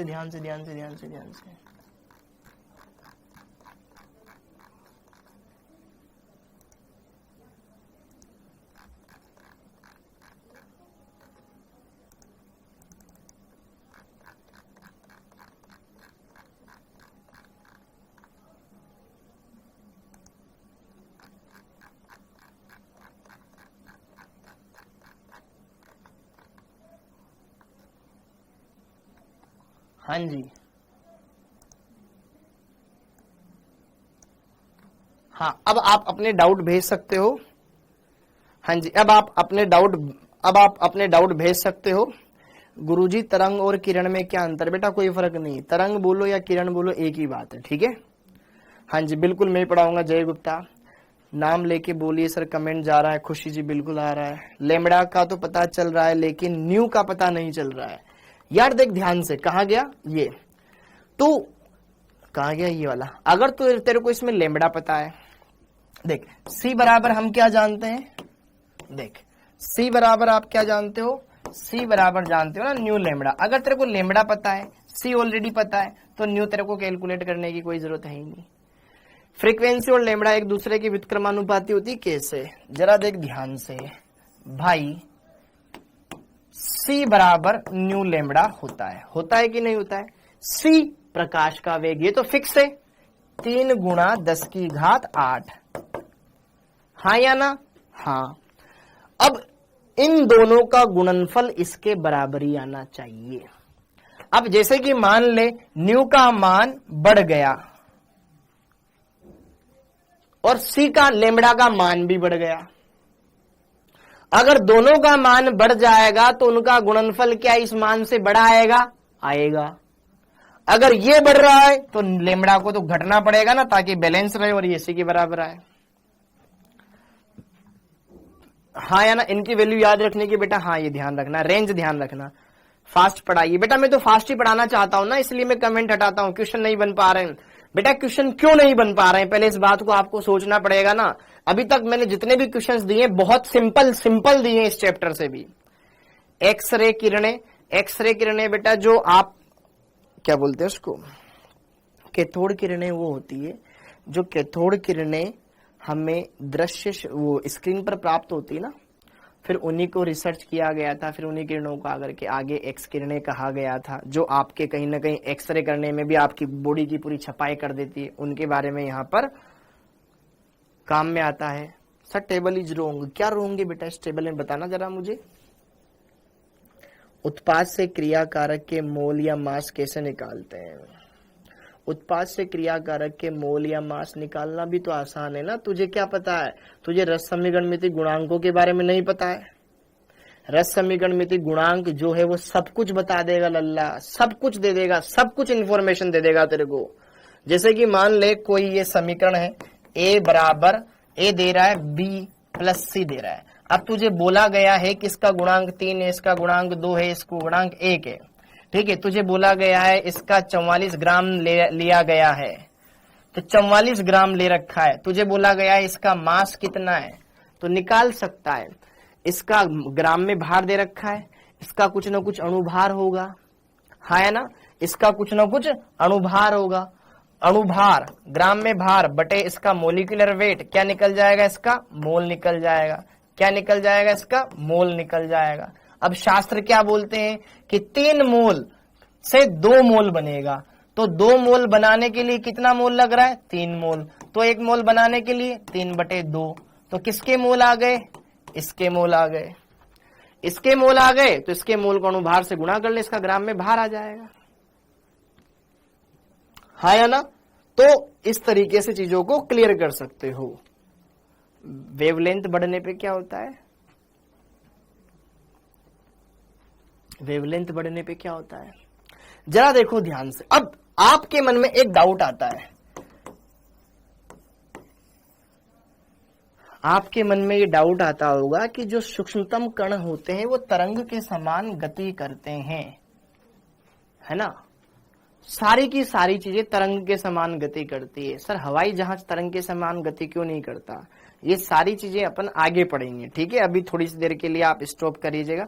सवाल में सबसे पहले क्या करना होता है, प्लीज यार, सवाल में सबसे पहले दिए गए मानों को देखना पड़ता है। ये बकवास, अभी बेटा ये बकवास चीजों को मत पूछो आप, ठीक है? पढ़ाने दो अब बस बहुत हो गया, अब बस बहुत हो गया। बेटा ये डाउट नहीं बताना था मेरे को। बेटा आपको अच्छा लगे या बुरा लगे, अब मैं आगे बढ़ूंगा। प्लांक का क्वांटम सिद्धांत। अब प्लांक का क्वांटम सिद्धांत क्या बोलता है भैया? प्लांक का क्वांटम सिद्धांत ये बोलता है कि जब भी कोई गतिशील, कोई भी विकिरण हुआ या कोई भी गतिशील कण हुआ, ये कहीं ना कहीं ऊर्जा का उत्सर्जन या अवशोषण करता है।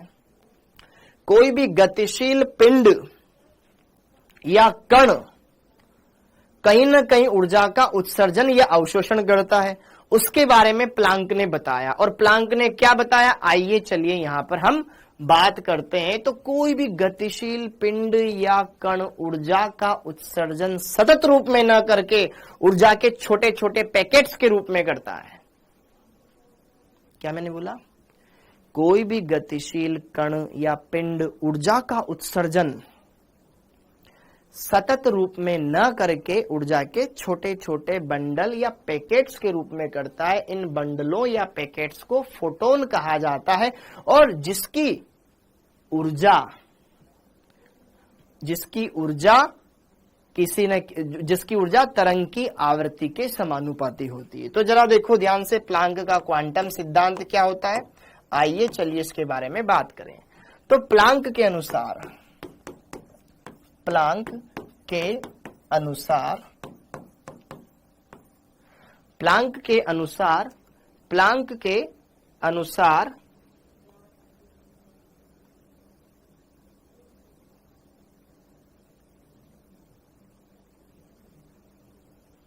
हाँ जी, प्लांक के अनुसार कोई भी पदार्थ या वस्तु से विकिरणों का उत्सर्जन या अवशोषण, प्लांक के अनुसार किसी पदार्थ या वस्तु से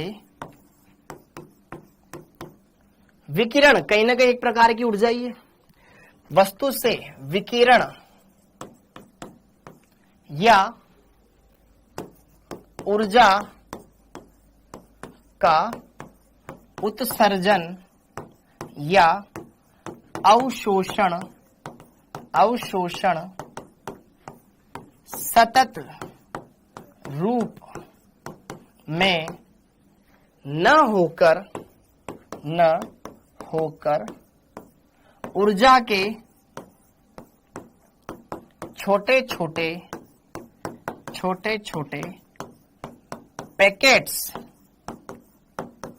पैकेट्स या बंडलों के रूप में होता है, बंडलों के रूप में होता है, बंडलों के रूप में होता है। इन्हें क्या कहा जाता है, फोटोन। इन बंडलों या पैकेट्स को फोटोन कहा जाता है, फोटोन कहा जाता है। ठीक है, इतना नोट कर लीजिए बेटा।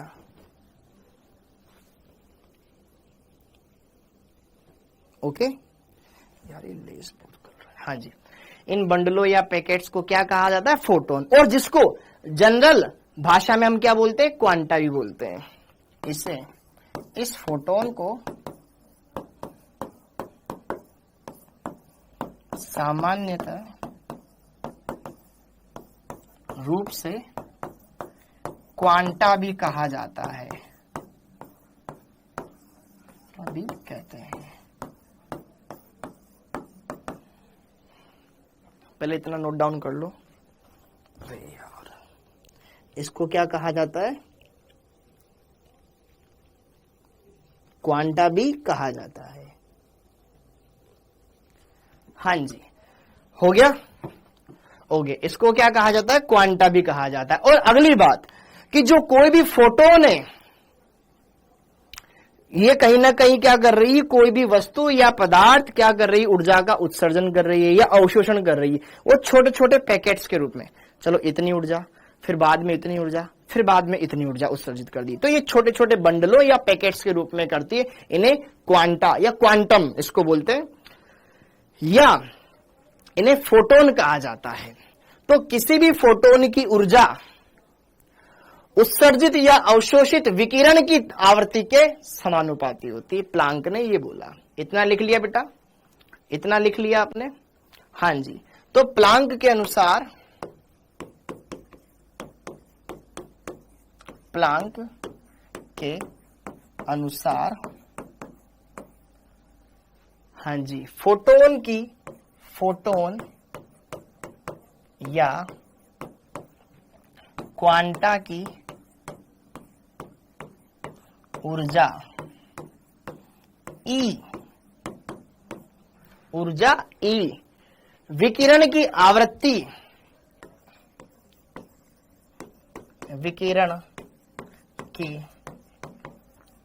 आवृत्ति न्यू के समानुपाती होती है।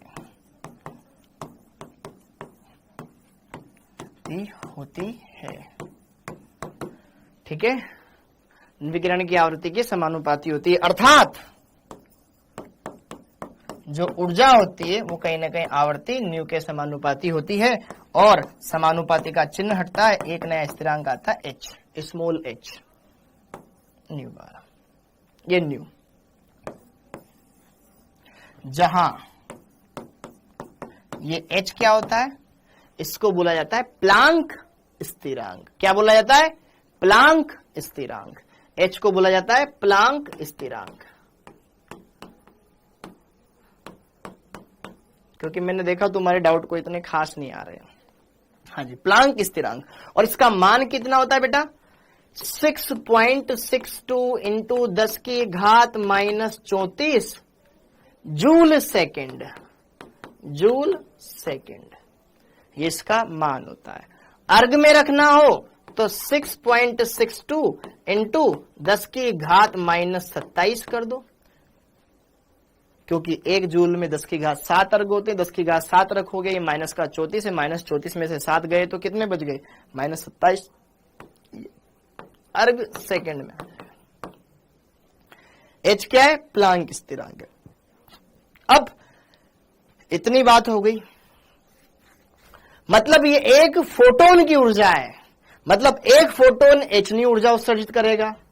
अगर 2 फोटोन है तो 2h न्यू, 3 फोटोन है तो 3h न्यू, 4 फोटोन है तो 4h न्यू। अगर ऐसे n फोटोन हो तो nh न्यू। ये एक फोटोन की ऊर्जा है, ठीक है। तो ये एक फोटोन की ऊर्जा किसके बराबर होती है? h इंटू न्यू के बराबर होती है। यदि n फोटोन हो तो क्या हो जाएगा बेटा? अगर n फोटोन हो तो E बराबर NH न्यू हो जाएगा। एक फोटोन की ऊर्जा h न्यू, 2 फोटोन की ऊर्जा 2h न्यू, 3 फोटोन की ऊर्जा 3h न्यू, 4 फोटोन की ऊर्जा 4h न्यू। जहां n क्या है? n 1 2 3 4 dot dot dot dot dot कोई भी संख्या है, मतलब सदैव इसका पूर्ण गुणज रहेगी। समझ में आ गया?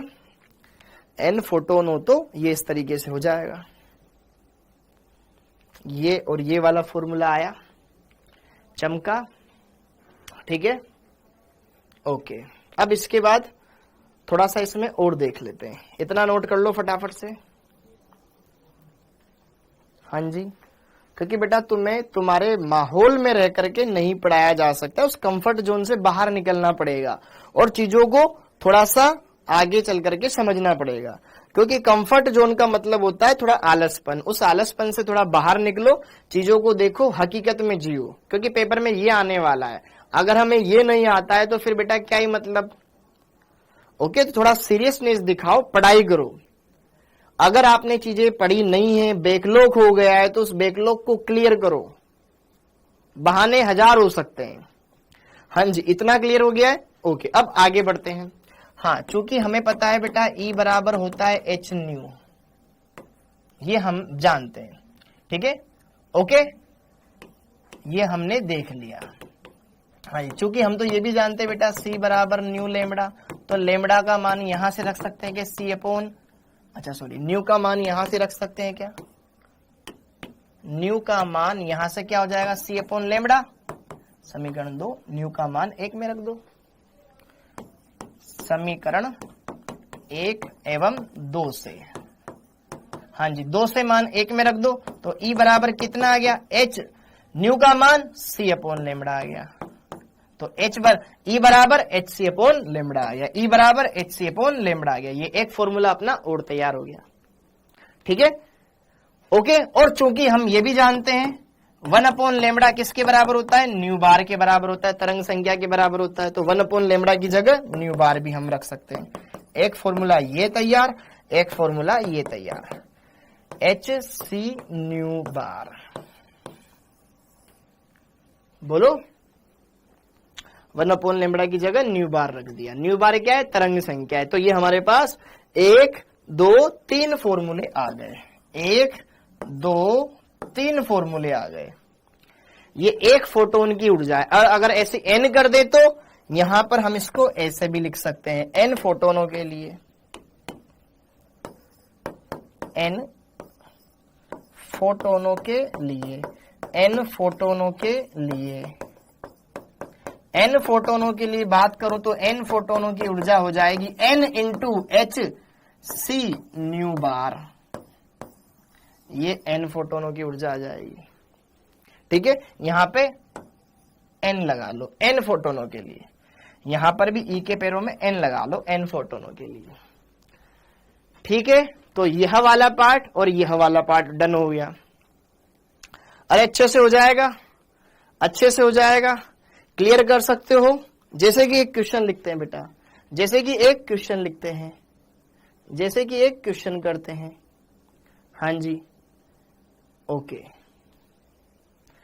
हाँ, इनमें से कोई भी क्वेश्चन ऐसा नहीं है कि जो आप ना कर सको, जो कि आप ना कर सको। हो गया,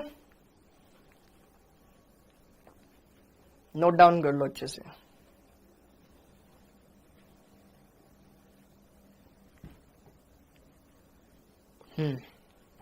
हो गया।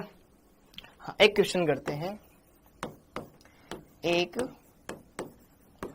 फोटोन की आवृत्ति एवं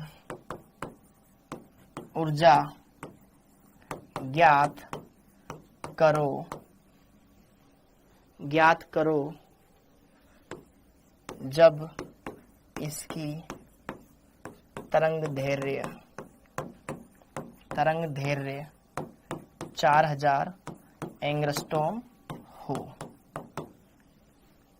जरा देखो क्वेश्चन को समझो। मुझे क्या ज्ञात करना है? आवृत्ति न्यू का मान, फिर ऊर्जा ई का मान। एंगस्ट्रॉम के पदों में क्या दे रखा है? एंगस्ट्रॉम के पदों में किसका मान दे रखा है मेरे को? यहाँ पर लैम्ब्डा का मान दे रखा है। तो सॉल्यूशन, तरंग दैर्घ्य क्या दे रखी है? दिया है। तरंग दैर्घ्य लैम्ब्डा दे रखा है। कितना दे रखा है? 4000 एंगस्ट्रॉम दे रखा है। ओके, हाँ जी। अब कहीं ना कहीं यहां पर मेरे को एंगस्ट्रॉम को मीटर में बदलना पड़ेगा, मीटर में बदलना पड़ेगा। ठीक है, क्यों बदलना पड़ेगा? सूत्र की रिक्वायरमेंट। क्योंकि जरा देखो, अगर सपोज करो मैंने ऐसा ही लिख दिया, चूंकि भाई अगर मेरे को पहले आवर्ती ज्ञात करनी है तो हम ये जानते हैं C बराबर होता है न्यू लैम्ब्डा, और मैं यहां पर न्यू का मान निकालने के लिए क्या करूंगा? लैम्ब्डा को बटे में डाल दूंगा C के।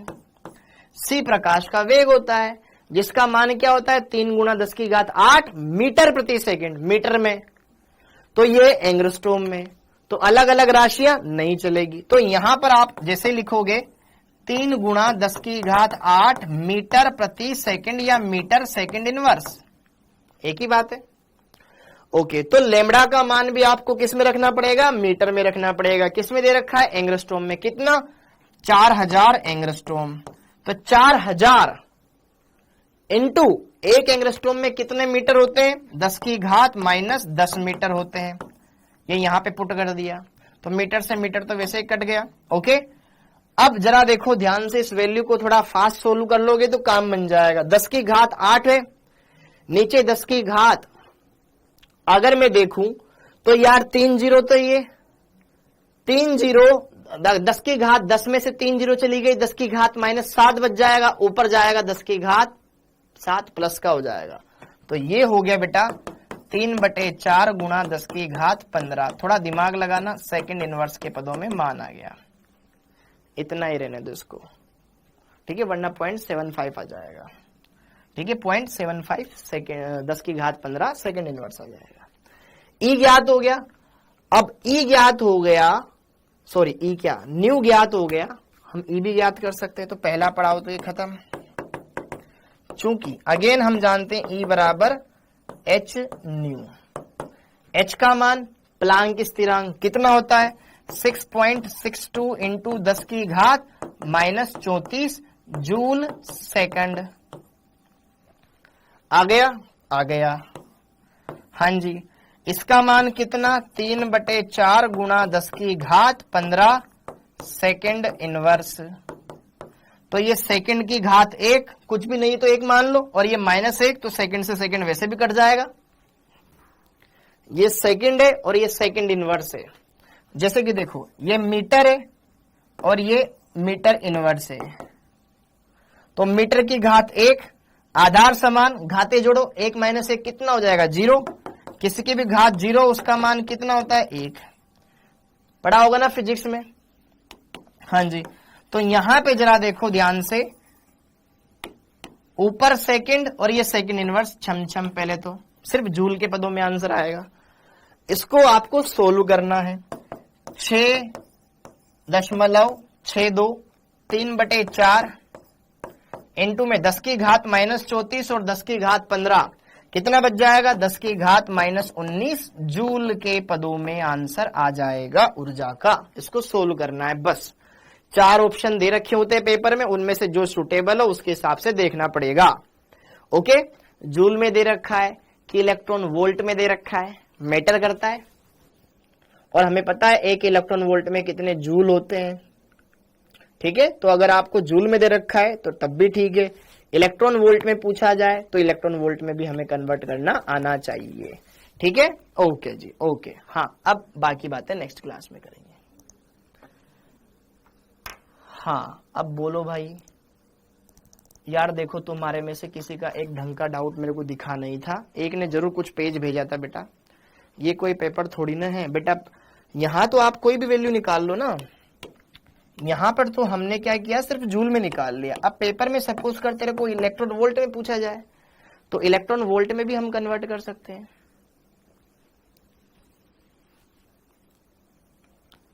कृष्णा पांडे बेटा, ये फिजिकल चल रही है, फिजिकल केमिस्ट्री बहुत आसान होती है, मानो मेरी बात। आप टाइम दोगे तो कर लोगे। देखो इतने बच्चे बोल रहे हैं थैंक्स थैंक्स थैंक्स। ओके, आ सकते हैं, बहुत बढ़िया आ सकते हैं। हाँ देखना, अगर तेरे को देख, जूल 1 इलेक्ट्रॉन वोल्ट बराबर होता है बेटा 1.6 गुणा 10 की घात -19 जूल। याद कर, दूसरे तीसरे दिन ही पढ़ा दिया था ऊर्जा का ये संबंध। सर टाइम हो गया है। हाँ हाँ हाँ हाँ हाँ, अरे ये संबंध आना चाहिए आपको बेटा। सर आप इतने परेशान क्यों लग रहे हो? बेटा मैं परेशान तुम्हारी वजह से हो रहा हूं कि यार इन बच्चों को ये भी नहीं आता। ठीक है, इस वजह से थोड़ी सी बुरा लगता है। आप सब ना अच्छे बच्चे हो, लेकिन तुम्हें थोड़ा सा कुछ चीजें तो पहले पढ़कर आनी चाहिए ना यार, वरना बुरा लगता है, दिल से बुरा लगता है।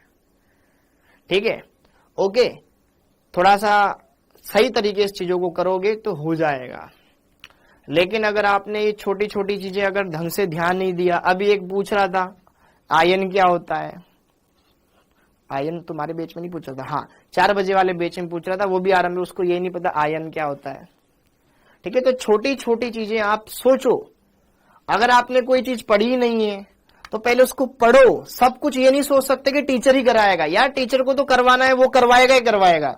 2 साल का सिलेबस 1 साल में खत्म करवाना है, वो हमें अच्छे तरीके से आता है, हमने पहले भी करवाया हुआ है, ऑफलाइन में भी करवाया हुआ है। लेकिन हमने भी तो देखो, ताली 2 हाथ से बजती है, एक हाथ से मैं बजाया जा रहा हूं, आपका कुछ योगदान ही नहीं हो रहा है, तो फिर कैसे चलेगा बेटा? तो आपको मेहनत करनी पड़ेगी, आपको हमसे ज्यादा मेहनत करनी पड़ेगी। ठीक है, तो आप भले बाकी चीजें छोड़ दो, सब तरफ ध्यान देना बंद कर दो, सिर्फ और सिर्फ 1 साल पीसीबी का जाप कर लो ढंग से। तुम्हारी बायोलॉजी बहुत बढ़िया होगी, क्योंकि बायोलॉजी में तो तुम्हें ज्यादा इतना ध्यान नहीं देना पड़ता। ठीक है, मतलब सिर्फ यार देखो, बुरा मत मानना, बायोलॉजी मोस्टली चीजें रटने वाली होती है, आप आराम से कर सकते हो, 1-2 बार समझ गया तो काम हो जाएगा। लेकिन फिजिक्स में और केमिस्ट्री में तो आपको चीजों को ढंग से समझना है, तो उसके लिए कॉन्सेप्ट क्लियर करना पड़ेगा। कॉन्सेप्ट क्लियर करना पड़ेगा, फिर न्यूमेरिकल लगेंगे। आप किसी दिन 1 दिन क्लास छोड़ दो, अगले दिन क्लास समझ में नहीं आएगी तुम्हें। हो सकता है बायोलॉजी में आ जाए, लेकिन केमिस्ट्री और फिजिक्स में नहीं आएगी, लिख के ले लो। पिछले साल भी तुम्हारे इसी वजह से कम नंबर आए थे, क्योंकि तुमने सिर्फ बायोलॉजी पढ़ी थी, तुमने फिजिक्स और केमिस्ट्री पढ़ी ही नहीं। ठीक, तो ध्यान रखिएगा। हाँ, तो आई होप ये सारी चीजें हो जाएगी, ढंग से हो जाएगी। हिमांक में अवनमन वाले थ्योरेटिकल क्वेश्चन, हिमांक में अवनमन वाले क्वेश्चन तो हिमांक में अवनमन, हिमांक में कमी। ठीक है, जब हम किसी विलायक के अंदर विलय मिलाते हैं वाष्पशील, तो हिमांक घट जाता है बेटा। ठीक है, जितनी कमी होती है उस कमी को ही बोलते हैं हिमांक में अवनमन। ठीक है, ओके जी, हाँ जी। तो आप सभी का बहुत बहुत धन्यवाद, थैंक यू बेटा। प्रैक्टिस कीजिएगा, दोबारा से ये लेक्चर देखो। ओके, थैंक यू, जय हिंद।